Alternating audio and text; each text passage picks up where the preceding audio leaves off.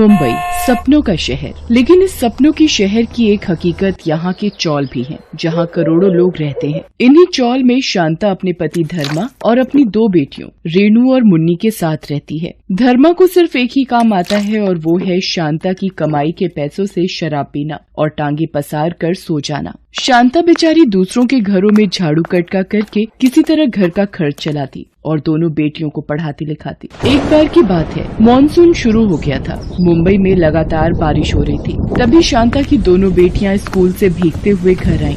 अरे तुम लोग तो पूरी तरह भीग गए, थोड़ी देर कहीं रुक जाते। माँ, हमने बहुत देर इंतजार किया लेकिन बारिश रुकी ही नहीं। हमें लगा ज्यादा देर हो जाएगी तो आप परेशान हो जाएंगी। ये मुंबई की बारिश भी ना हम गरीबों के लिए मुसीबत ही लेकर आती है। माँ, तुमने पिछले साल कहा था कि हमें रेनकोट ला दोगी, अगर वो ला दो तो हम नहीं भीगेंगे। शांता ने अपनी बच्चियों को कह तो दिया था, लेकिन कर्मा की शराब और घर के खर्चों से पैसे बचते ही कहाँ थे जो वो उनके लिए रेनकोट ला देती। पिछले साल भी दोनों की तबीयत बारिश में भीगने के कारण बहुत खराब हो गई थी। वो सोच ही रही थी कि इस बार अपनी बेटियों के लिए सेकंड हैंड ही रेनकोट कहीं से भी लाकर उसे देगी। तभी कर्मा हाथ में शराब की बोतल लेकर भीगते हुए अपने घर आया। शांता, अरे ओ शांता, कहाँ मर गई तू? मर जाती तो ही सही रहता, कम से कम तुमसे पीछा तो छूटता। ये तू क्या बकवास कर रही है? तुझे अपनी बेटियों की फिक्र नहीं है? मुझे तो है लेकिन आपको नहीं है। पूरा दिन शराब शराब शराब।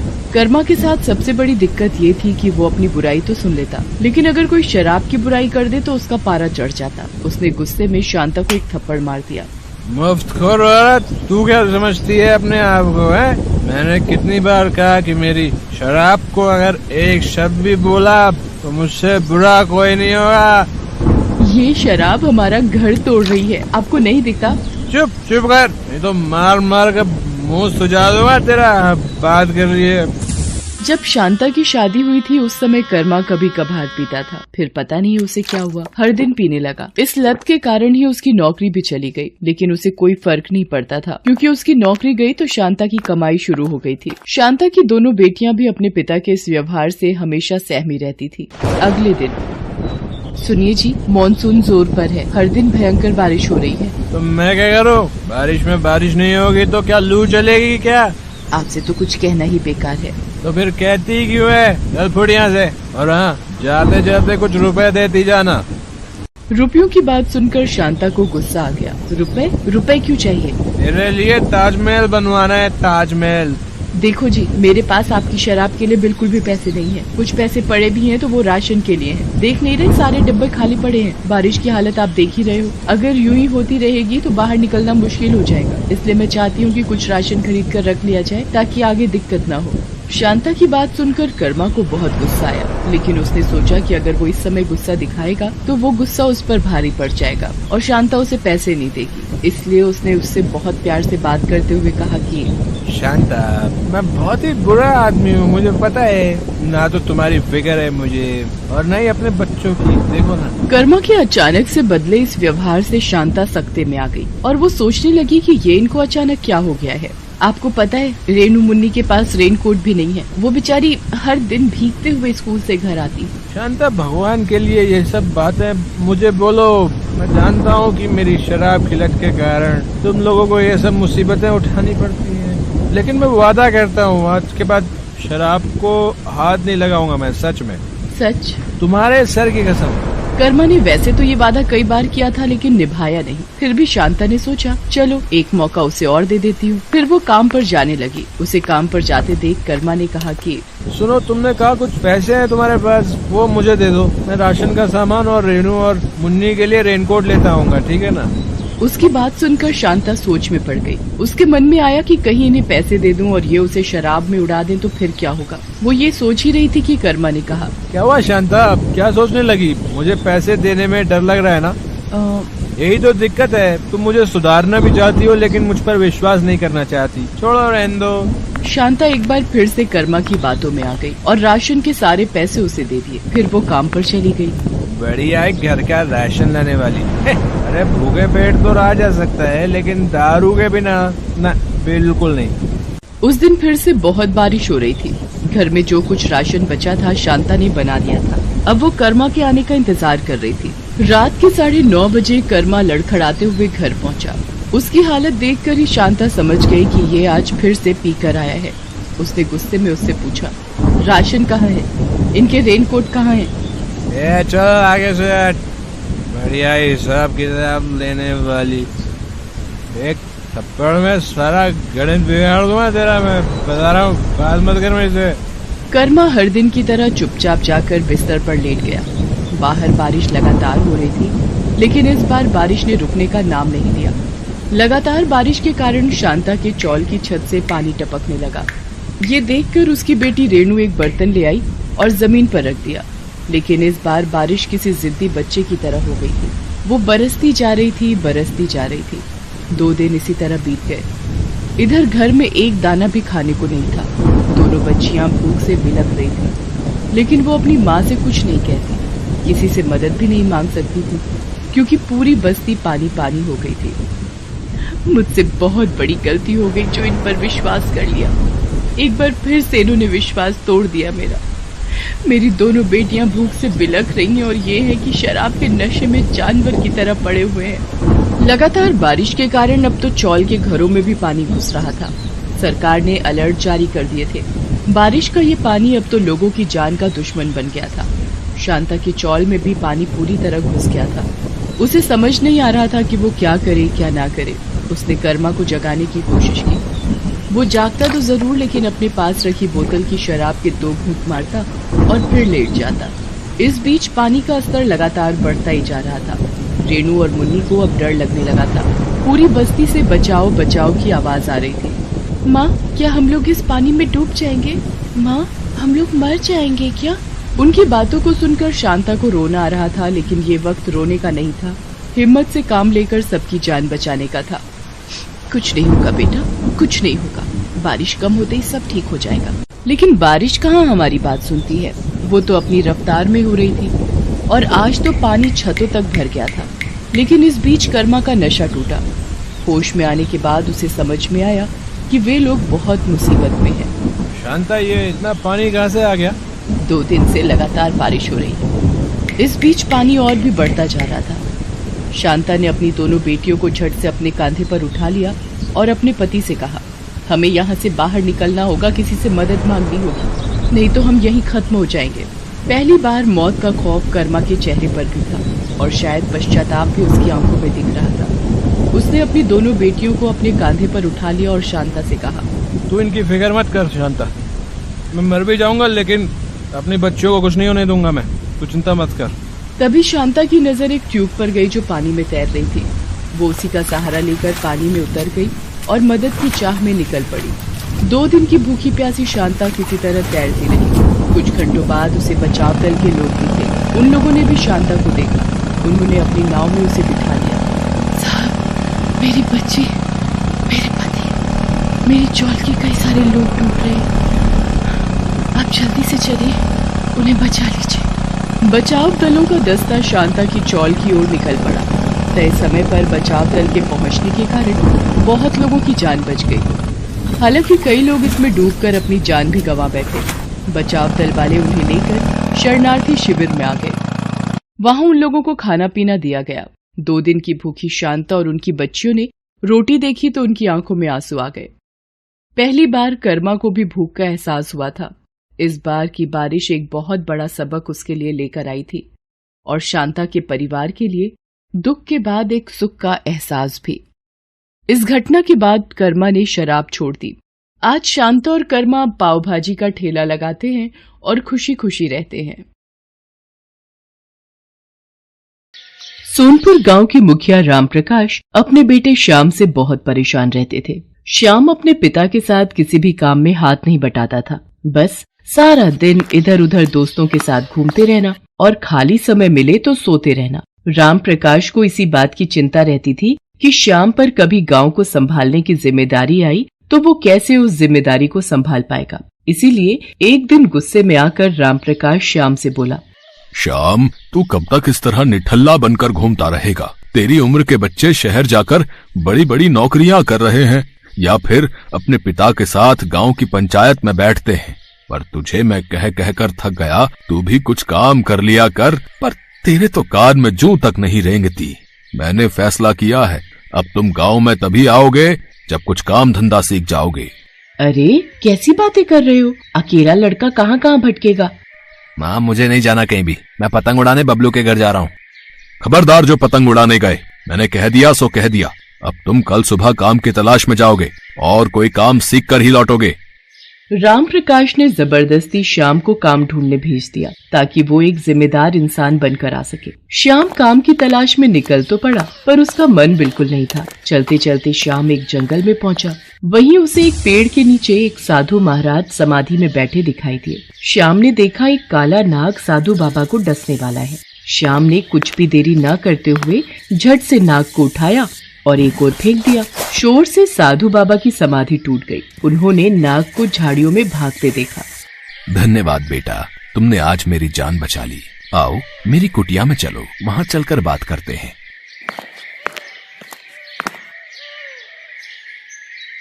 बाबा आपकी कुटिया तो बहुत सुंदर है, ये तो बांस से बनी हुई है।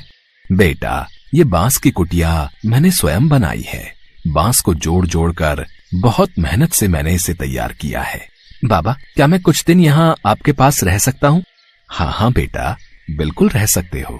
श्याम उन साधु बाबा के साथ ही रहने लगा। वो साधु बाबा की बहुत सेवा करता था। वहाँ पर श्याम ने बांस से घर बनाना सीखा। एक दिन साधु बाबा श्याम से बोले, श्याम बेटा अब मुझे यहाँ से दूसरे स्थान पर जाना है। अब तुम्हारा भी अपने गांव लौटने का निश्चित समय आ गया है। पर बाबा मुझे तो मेरे पिताजी ने कहा था जब तक मैं कोई काम धंधा नहीं ढूंढ लेता तब तक मैं गांव वापस नहीं जा सकता। काम तो तुमने सीख लिया बेटा, तुमने बांस के घर बनाने सीखे हैं, वो भी बहुत मेहनत का काम है। अब तुम अपने गांव जाना और वहां पर तुम जल्दी ही बांस के घर बनाना शुरू कर देना। बस यही तुम्हारा काम है। एक दिन ये बांस के घर तुम्हारे बहुत काम आएंगे। श्याम साधु बाबा से विदा लेकर वापस गांव पहुंच जाता है और अगले दिन बांस मंगवाकर पूरे गांव में बांस के घर बनाने शुरू कर देता है। पता नहीं इस लड़के को मैंने काम धंधा ढूंढने भेजा था, पर ये तो बांस के घर बनाने में लग गया है। देखने में घर कितने सुंदर और मजबूत हैं। पर ये घर किस काम के? यहाँ कौन रहेगा? गांव में सबके अपने अपने घर, अपनी जमीन जायदाद है और ये फिजूल की मेहनत कर रहा है। श्याम कुछ ही दिनों में पूरे गांव में जगह जगह बांस के घर बना लेता है। मॉनसून आ चुका था और सोनपुर गांव में कई दिनों से मूसलाधार बारिश हो रही थी। एक शाम पानी का बहाव तेज हो गया, जिससे सोनपुर गांव के पास वाली नदी में पानी का स्तर ऊपर तक आ गया, जिस कारण सोनपुर गांव बाढ़ की चपेट में आ गया। सोनपुर के साथ साथ आसपास के बहुत से गाँव बाढ़ में डूब रहे थे। सोनपुर गाँव के लोग हाहाकार मचाने लगे।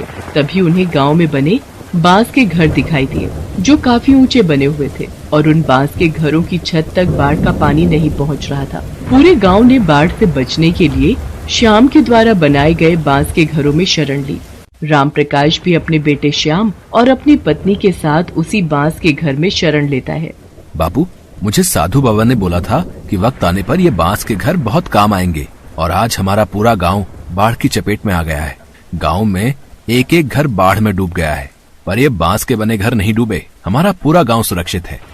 हाँ श्याम बेटा, तूने तो सचमुच अपने गांव के लिए जो किया है वो मैं भी नहीं कर सकता। मुझे तुझ पर गर्व है मेरे बच्चे। कई दिनों तक गांव के लोग आराम से बांस के बने घर में रहते रहे। फिर सब कुछ ठीक हो गया। गांव वालों ने श्याम की बहुत तारीफ की। आसपास के गांव वालों ने जब इस बात को सुना तो वो भी बांस के बने घर देखने के लिए आने लगे। राम प्रकाश जी, आपका बेटा तो बहुत होनहार है।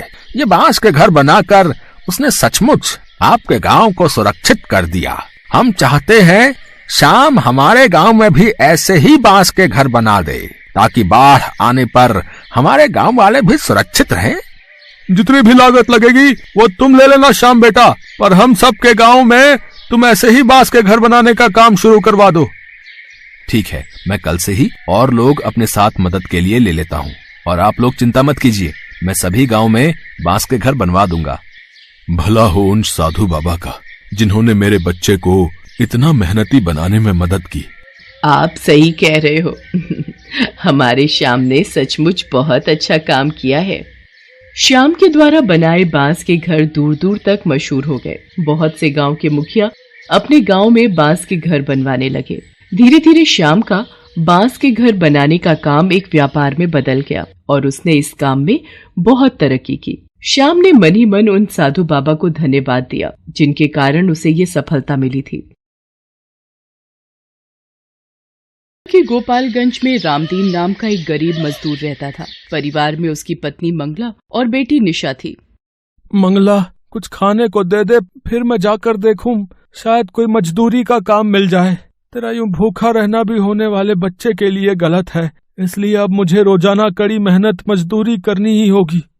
अरे तुम मेरी चिंता मत किया करो, तुम दोनों के साथ थोड़ा बहुत खा तो लेती हूँ। ये देखो, आधी चाय तुम्हारी आधी चाय मेरी। ये थोड़ी सी भुजिया रखी है, चाय के साथ खा लो। माँ भूख लगी है, कुछ खाने को दो ना। रुक, मैं तेरे लिए रोटी बनाती हूँ, फिर तू खा लेना। मंगला, आटा कहाँ है जो तू रोटी बनाएगी? एक रोटी का रखा हुआ है जी, वही खिला दूंगी। आप चिंता मत करो, आप काम ढूंढने जाओ। क्या करूं, क्या खिलाऊंगा मंगला और निशा को? मंगला का भी पूरा टाइम है, वो बेचारी कुछ नहीं कहती। रामदीन बाजार में मजदूरी का काम ढूंढने निकलता है। वो एक दो दुकानों पर काम मांगता है। एक गोदाम में उसे बोरियां ढोने का काम मिल जाता है, पर गोदाम दुकान से कुछ दूरी पर था। देखो, ये दुकान का लड़का तुम्हें गोदाम पर ले जाएगा। हाँ, तुम्हें गोदाम की बोरियां यहाँ दुकान पर लाकर लगानी है, ठीक है? ठीक है सेठ जी, मैं ले आऊंगा। रामदीन पूरा दिन गोदाम की बोरियां पीठ पर लाद कर सेठ की दुकान में उतारता रहा। अरे कितनी बोरियां रह गई हैं भाई, दुकान बंद करने का समय हो रहा है।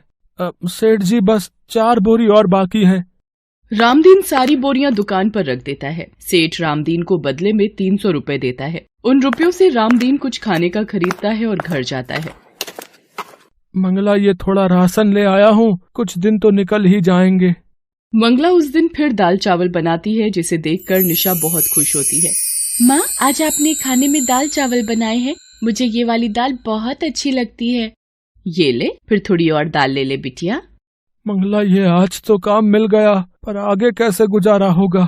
मानसून भी अपने उफान पर है और गोपालगंज का तो तुम्हें पता ही है, कब बाढ़ का कहर हम गरीबों पर टूट जाए कौन जाने। मुझे तो तुम्हारी चिंता हो रही है, तुम्हारी डिलीवरी का वक्त निकट आ रहा है, बस गोपालगंज में सब कुछ ठीक रहे। रामदीन इसी चिंता में था कि मॉनसून आ गया है, कोई काम नहीं मिला तो घर कैसे चलेगा। अगले दिन मंगला, मैं देखता हूँ पड़ोस के विजेंद्र भैया बता रहे थे कि एक इमारत की मरम्मत के लिए किसी को मजदूर चाहिए। पता करके आता हूँ, शायद मिल जाए। बाहर तो बारिश हो रही है, कैसे जाओगे? अरे ज्यादा दूर नहीं जा रहा, पास ही में जा रहा हूँ। रामदीन एक पन्नी ओढ़कर बारिश में काम ढूंढने निकलता है। अचानक बारिश बहुत तेज होने लगती है। वो एक चाय की छोटी दुकान के नीचे खड़ा होकर बारिश रुकने का इंतजार करने लगता है। चाय की दुकान पर कुछ ग्राहक भी बारिश रुकने का इंतजार कर रहे थे। चाय वाले की दुकान पर एक रेडियो चल रहा था, जिस पर गोपालगंज की खबरें आ रही थी। बता दें कि गोपालगंज जिले में लगातार हो रही बारिश और नेपाल से पानी डिस्चार्ज किए जाने से गंडक नदी का पानी तेजी से गांव में प्रवेश कर रहा है।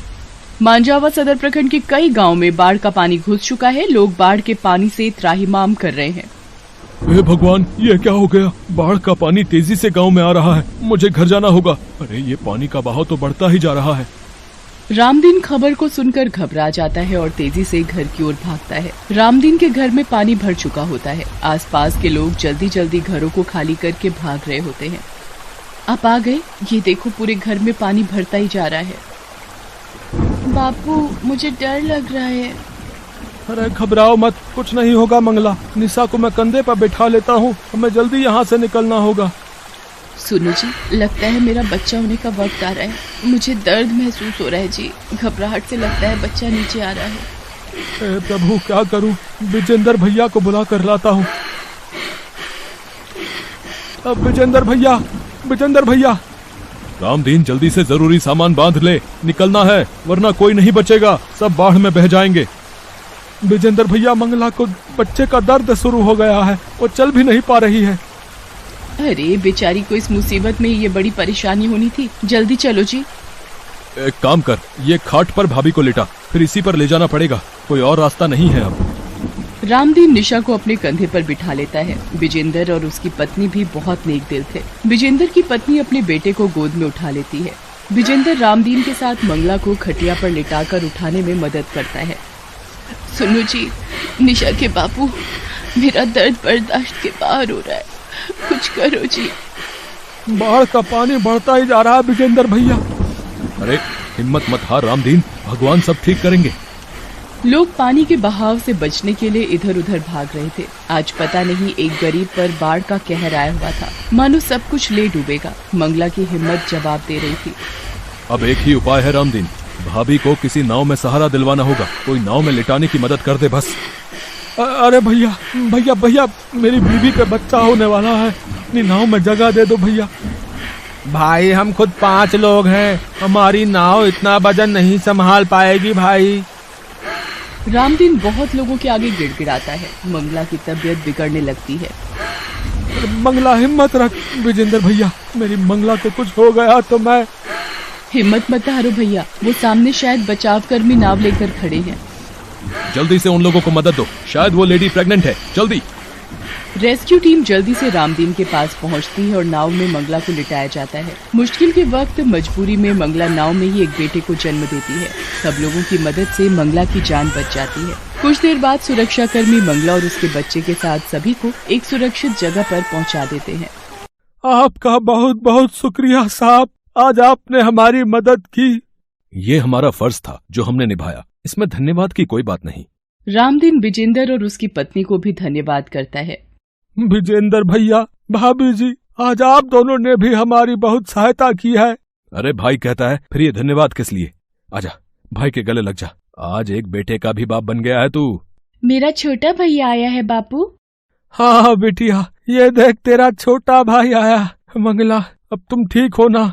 जी मैं ठीक हूँ, पर अब हम कहाँ रहेंगे? सब कुछ इस बाढ़ में तबाह हो गया। ये बाढ़ की परेशानी मंगला गोपालगंज के साथ साथ हर आसपास के गांव में हर मानसून में होती है, पर हिम्मत रख, सब कुछ ठीक हो जाएगा। गरीब पर बाढ़ का कहर जब आता है अपने साथ बहुत कुछ ले जाता है, पर कहते हैं ना, जब कभी कोई संकट आता है तो भगवान किसी न किसी रूप में अवश्य आ जाते हैं, जैसे ये बचाव कर्मी आए। इस बुरे समय में सबने एक दूसरे की सहायता की और कुछ समय बाद फिर से जिंदगी ने अपनी नई सुबह देख ली।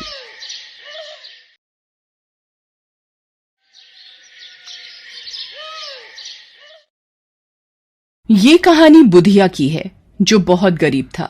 गांव के सेठ किशोरी लाल के यहाँ मजदूरी करके जो थोड़े बहुत पैसे उसे मिलते थे, उनसे घर का खर्च चला पाना उसके लिए बहुत मुश्किल था। बुधिया के परिवार में उसकी पत्नी काशी और 2 छोटे बच्चे थे। एक दिन जब बुधिया काम से थका हारा घर लौटा तो काशी ने उससे कहा, आ गया, बैठिए, मैं पानी लाती हूँ। काशी बुधिया को पानी लाकर देती है। बुधिया पानी पीकर कुछ सोचने लगता है। वो बहुत उदास दिख रहा था। ये देखकर काशी ने उससे कहा, क्या हुआ जी, मालिक ने पैसे देने से मना कर दिया क्या? काशी, तुम तो सब जानती ही हो, मालिक के पास पैसा तो बहुत है लेकिन दिल में दया नहीं है। मैंने कहा उनसे कि मुझे पैसों की जरूरत है, मेरे बीवी बच्चे भूखे हैं, लेकिन पता है मालिक ने क्या जवाब दिया? क्या कहा उन्होंने? बोले, तेरे बीवी बच्चों का मैंने ठेका नहीं ले रखा, भूखे मरते हैं तो मर जाएं, पैसे तो तभी मिलेंगे जब महीना पूरा हो जाएगा। एक तो वैसे ही इतने कम पैसे मिलते हैं, पूरा दिन मेहनत करने के बावजूद ऊपर से मालिक का ये बर्ताव अब झेला नहीं जाता। काशी, वो चौराहे पर जो मंदिर है ना, वहाँ आज भंडारा करवाया था किसी ने, तो मैं बच्चों को लेकर वहाँ चली गई थी। बच्चों ने अच्छे से खा लिया है। मैं आपके लिए भी खाना लेकर आई हूँ। नहीं काशी, मुझे पता है घर में राशन का एक दाना भी नहीं है, ये खाना बच्चों के लिए रख दो तुम। आपने कल से कुछ नहीं खाया है, इतनी मेहनत करते हो, कुछ खाओगे नहीं तो कैसे संभालोगे सब कुछ?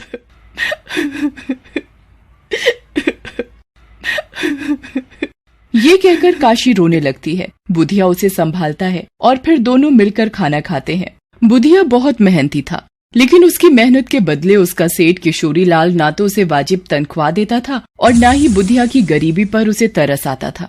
बुधिया कई दिनों तक भूखा रहकर काम करता था। इसी वजह से एक दिन वो काम करते हुए बेहोश हो गया।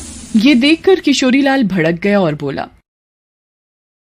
अरे देखो तो जरा, हैं? क्या हो गया इस कामचोर को? अरे बिरजू, जरा नबज तो देख इस मनहूस की। मेरे आंगन में मर गया तो आफत हो जाएगी। बिरजू बुधिया की नब्ज देखता है और फिर किशोरी लाल से कहता है,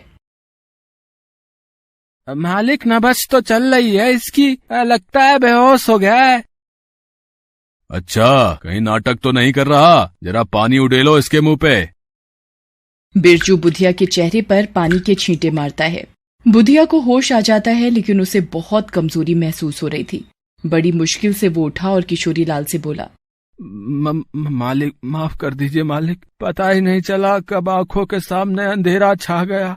हाँ हाँ, काम के समय तेरी आंखें क्यों खुली रहेंगी? सुन ध्यान से, आज कई खेतों का अनाज घर पहुंच रहा है, उसे गोदाम में रख दे और रात में उसकी रखवाली भी करनी है तुझे, समझा? लेकिन मालिक मेरे बच्चे, मेरी बीबी। हाँ तो एक दिन घर नहीं जाएगा तो क्या सांसें रुक जाएंगी उनकी? साफ साफ सुन ले, एक दाना भी कम हुआ ना मेरे अनाज से तो तेरी खैर नहीं। ये कहकर किशोरी लाल वहाँ से चला जाता है। बुधिया ने किसी तरह धीरे धीरे अनाज की सारी बोरियां गोदाम में उठाकर रख दी। तभी अचानक तेज बारिश होने लगी। बारिश को बढ़ता देख बुधिया को अनाज के गीला होने की चिंता हुई। उसने मन में सोचा, भगवान, ये बारिश भी आज ही होनी थी। अगर गोदाम में पानी चला गया तो क्या होगा? मुझे कुछ सोचना होगा। बारिश थमने का नाम नहीं ले रही थी। धीरे धीरे गोदाम के आसपास बारिश का पानी जमा होने लगा। जब बुधिया को कुछ नहीं सूझा तो उसने कई खाली बोरियां उठाई और उन्हें गोदाम के गेट पर लगा दिया और उन बोरियों को रोके रखने के लिए खुद उनके आगे लेट गया। वो रात भर पानी में पड़ा रहा, लेकिन फिर भी गोदाम में थोड़ा बहुत पानी चला ही गया। अगले दिन किशोरी लाल ने जब गोदाम खोला तो अनाज की 1-2 बोरियां पानी से गीली थी। ये देखकर किशोरी लाल गुस्से से लाल हो गया। उसने बुधिया से कहा,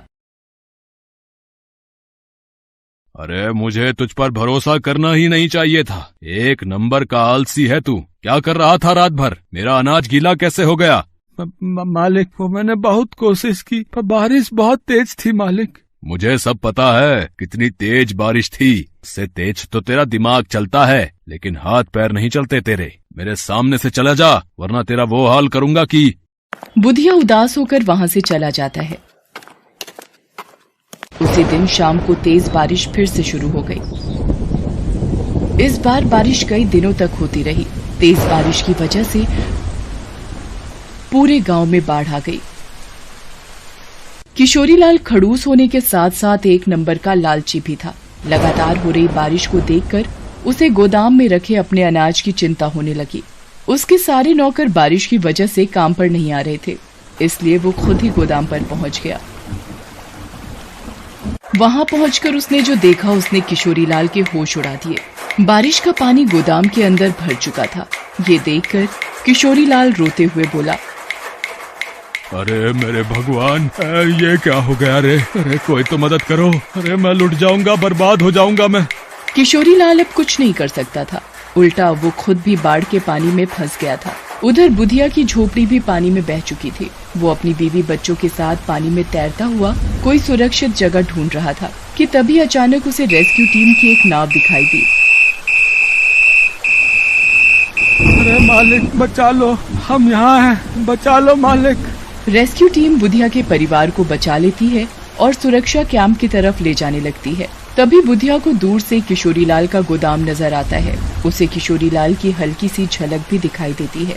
वो रेस्क्यू टीम के जवानों से कहता है, मालिक, मुझे और मेरे परिवार को बचाने के लिए बहुत बहुत धन्यवाद। एक विनती और है आपसे। वो दूर जो गोदाम दिख रहा है ना, मुझे ऐसा लगा जैसे मैंने अपने मालिक को वहाँ देखा। उन्हें बचा लीजिए मालिक।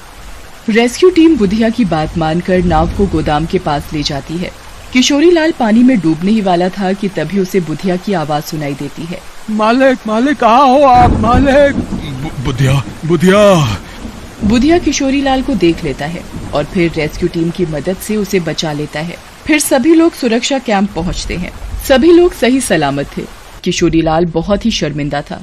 उसने हाथ जोड़कर बुधिया से कहा, मुझे माफ कर दे बुधिया, मैंने तुझे क्या कुछ नहीं सुनाया। तेरे साथ बहुत गलत किया मैंने रे, लेकिन फिर भी तूने मेरी जान बचाई। किशोरी लाल रोने लगता है। नहीं मालिक, ऐसा मत बोलिए, सब कुछ करने वाला भगवान ही है। सच तो ये है कि अगर आप काम न देते तो मैं और मेरा परिवार बहुत पहले ही भूख से मर जाता। बुधिया की बात सुनकर किशोरीलाल और शर्मिंदा हो जाता है। उसके बाद जब हालात सुधरे तो किशोरीलाल ने बुधिया की बड़ी मदद की, उसे रहने के लिए कमरा दिया और काम के बदले अच्छे पैसे भी देने लगा। किशोरीलाल अब बदल गया था।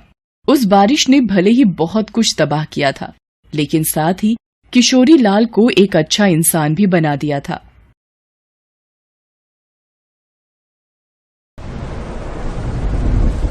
जी बीबी जी, अभी बहुत तेज बारिश हो रही है, सड़कों पर पानी भरा हुआ है। जैसे ही बारिश रुकेगी मैं आ जाऊंगी। 2 बूंद बारिश आती नहीं, तुम लोग बहाने ढूंढने लगते हो। अगर आधे घंटे में तुम काम पर नहीं आई तो कल से काम पर आने की कोई जरूरत नहीं है। मालकिन सुनिए तो। मालकिन, हेलो। अब क्या करूं? पिंकी के पापा भी घर पर नहीं है, मुझे इसे साथ ही काम पर ले जाना पड़ेगा। माँ, सड़क पर तो बहुत बारिश है, हम भीग जाएंगे। पिंकी बेटा, मैं तुझे घर पर अकेला छोड़कर नहीं जा सकती। एक काम कर, तू ये पन्नी ओढ़ ले, इससे तू गीली नहीं होगी। माँ, मेरी चप्पल पैर से उतर गई, पानी में बह गई। पिंकी की चप्पल सड़क में भरे पानी में बह जाती है। जैसे तैसे पार्वती अपनी बेटी पिंकी को लेकर मालकिन के घर पहुंचती है। उनके कपड़े पूरी तरह से भीग चुके थे और पिंकी भी ठंड से कांप रही थी। मालकिन पार्वती पर चिल्लाने लगती है, आधा घंटा बोला था और तूने आने में 1.5 घंटा लगा दिया। कहाँ रह गई थी? अब तक सारा काम पड़ा हुआ है। घर की हालत देख। पता नहीं, तनख्वाह लेने के टाइम पर तो तुम लोग ठीक हो जाती हो और आगे पीछे जरा सा मौसम खराब हो जाए तो तुम्हारे बहाने बनने लगते हैं। और ये क्या, सारे घर को अपने मैले कुचैले कपड़ों से और गंदा कर दोगी? और इसको क्यों ले आई? मालकिन, इसके पापा काम पर गए हुए थे, इसको अकेला छोड़कर नहीं आ सकती थी, इसी वजह से साथ में लाना पड़ा। ये एक तरफ होकर बैठ जाएगी, आपको बिल्कुल भी परेशान नहीं करेगी। पिंकी बेटा, तुम वहाँ सामने फर्श पर बैठ जाओ। पिंकी गीले कपड़ों में फर्श पर बैठ जाती है। उसे ठंड लग रही थी। इतनी देर में मालकिन का बेटा बंटी हॉल का एसी खोल देता है और टीवी चलाकर बैठ जाता है। मम्मी, गरम गरम पनीर और आलू के पकौड़े खाने हैं। इस बारिश के मौसम में बहुत टेस्टी लगते हैं। बंटी बेटा, एसी बंद कर दो, देखो उस बच्ची को ठंड लग रही है। पापा, बहुत गर्मी है और मैं पकौड़े खा रहा हूँ तो मुझे और गर्मी लग रही है। कोई बात नहीं साहब। पिंकी बेटा, जाकर वहाँ गैलरी में बैठ जा।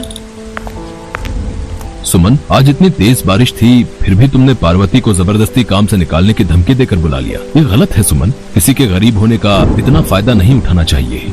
बंटी के पापा अपने कमरे में चले जाते हैं। पार्वती काम में लग जाती है। अरे मैं तो भूल ही गया, मम्मी मुझे ड्राइंग शीट का काम पूरा करना था और ड्राइंग शीट खत्म हो गई। पापा तो अंदर रूम में अपना काम कर रहे हैं। अब इतनी बारिश में मैं शीट्स कैसे लेने जाऊँ? रुक, मैं पिंकी को भेजकर मंगवाती हूँ। पिंकी सुन, ये ले पैसे और पड़ोस की दुकान से ये वाली ड्राइंग शीट खरीद कर ले आ। पर आंटी, बाहर सड़क पर बहुत तेज बारिश हो रही है और पानी भी भरा हुआ है। मेरी चप्पल सुबह आते हुए पानी में बह गई, मैं नंगे पैर कैसे जाऊंगी? मालकिन पिंकी को जबरदस्ती नंगे पैर बिना चप्पल के बारिश में ड्राइंग शीट लेने भेज देती है। बेचारी डरते डरते बारिश में जाती है। इतनी देर में बंटी का दोस्त निखिल, जो पड़ोस में ही रहता था, वो छत से बंटी को आवाज लगाता है, बंटी जल्दी से छत पर आजा, बारिश में खूब मजे करेंगे। ठीक है, आता हूँ। मम्मी, मैं छत पर निखिल के साथ बारिश में खेलने जा रहा हूँ। उधर पिंकी बेचारी नंगे पैर बारिश में भीगती हुई ड्राइंग शीट खरीद कर ला रही थी। अचानक पिंकी के पैर में चोट लग जाती है और खून बहने लगता है। बड़ी मुश्किल से वो घर पहुंचती है। इतनी देर में बंटी के पापा भी कमरे से बाहर आ जाते हैं। पिंकी, ये तेरे पैर में चोट कैसे लगी मेरी बच्ची? आंटी, बंटी भैया की ड्राइंग शीट, मैंने इसे बिल्कुल भी गीला नहीं होने दिया, इसे बहुत संभाल कर रखा। बंटी भैया को स्कूल का काम करना है ना। बंटी भी बारिश में खेलकर छत से नीचे आ जाता है। पिंकी की भोली बातों को सुनकर सुमन बहुत शर्मिंदा होती है और सचमुच पिंकी ने अपनी चोट की तरफ ध्यान नहीं दिया। उसे तो बस ये चिंता थी कि बेटी की ड्राइंग शीट खराब ना हो। पार्वती, तुम रुको, मैं अभी फर्स्ट एड बॉक्स लेकर आती हूँ। सुमन पिंकी की चोट पर दवाई लगाकर पट्टी बांध देती है। पार्वती, रसोई में जाकर पिंकी के लिए 1 गिलास हल्दी वाला दूध गर्म करके ले आओ। ये ठंड से कांप रही है और इसे चोट में भी आराम मिलेगा। सुमन, पार्वती और पिंकी गरीब जरूर हैं, पर मन से कितनी ईमानदार है, आज तुमने देखा। मालकिन, सारा काम हो गया है, अब मैं चलती हूँ। घर जाकर पिंकी थोड़ी देर आराम कर लेगी। पार्वती रुको, सुनो, आप पार्वती को और पिंकी को अपनी गाड़ी में घर तक छोड़ दो। पिंकी, तुम ये मेरी चप्पल पहन लो। सचमुच एक गरीब के लिए बारिश एक कहर बनकर आती है, ये सही है। इसलिए हर अमीर को गरीब की परेशानी जरूर समझनी चाहिए। बारिश का मौसम तो आगे भी रहने वाला था। इसके लिए सुमन पार्वती के लिए एक नया छाता और साथ ही साथ पिंकी के लिए नई चप्पल और कुछ कपड़े भी खरीद कर लाती है, जिसे देखकर पिंकी बहुत खुश होती है। सुमन ने भी अब पार्वती को बारिश के दिनों में देर से आने के लिए गुस्सा करना छोड़ दिया था। अब वो गरीब की परेशानी को समझने लगी थी। Thanks for watching.